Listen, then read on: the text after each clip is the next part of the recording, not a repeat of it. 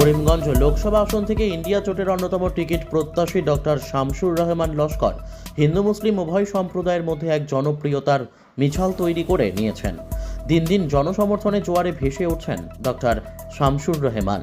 আবারও বলছি, করিমগঞ্জ লোকসভা আসন থেকে ইন্ডিয়া জোটের অন্যতম টিকিট প্রত্যাশী ডক্টর শামসুর রহমান লস্কর হিন্দু মুসলিম উভয় সম্প্রদায়ের মধ্যে এক জনপ্রিয়তার মিছাল তৈরি করে নিয়েছেন। দিন দিন জনসমর্থনে জোয়ারে ভেসে উঠেছেন ডক্টর শামসুর রহমান। গতকাল হাইলাকান্দি জেলার জানুকির বাজারে হিন্দু ধর্মের ধর্মীয় হরিনাম সংকীর্তন অনুষ্ঠানে আমন্ত্রিত অতিথি হিসেবে উপস্থিত হন অল ইন্ডিয়া কংগ্রেস কমিটির কোঅর্ডিনেটর তথা করিমগঞ্জ লোকসভা আসন থেকে ইন্ডিয়া জোটের অন্যতম টিকিট প্রত্যাশী ডক্টর শামসুর রহমান লস্কর স্যার।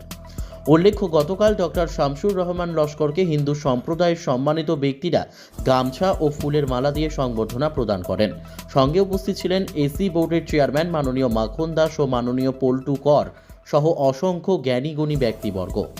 এদিন ডক্টর শামসুর রহমান লস্কর করিমগঞ্জ লোকসভা আসনের কংগ্রেসের সম্ভাব্য প্রার্থী হিসেবে হাইলাকান্দি জেলার প্রতিটি ব্লক কংগ্রেস সভাপতি যথাক্রমে কাটলিছড়া ব্লক সভাপতি বাচ্চু পাল, সাউথ হাইলাকান্দি ব্লক কংগ্রেস সভাপতি মনোজ বারৈ, লালা ব্লক কংগ্রেস সভাপতি নুরুল হুদা চৌধুরী ও আলগাপুর ব্লক কংগ্রেস সভাপতি নুমান মিয়ার সঙ্গে সাক্ষাৎ করে স্মারকপত্র তুলে দেন। লালা টান্টু থেকে মোস্তফা আমিরের রিপোর্ট,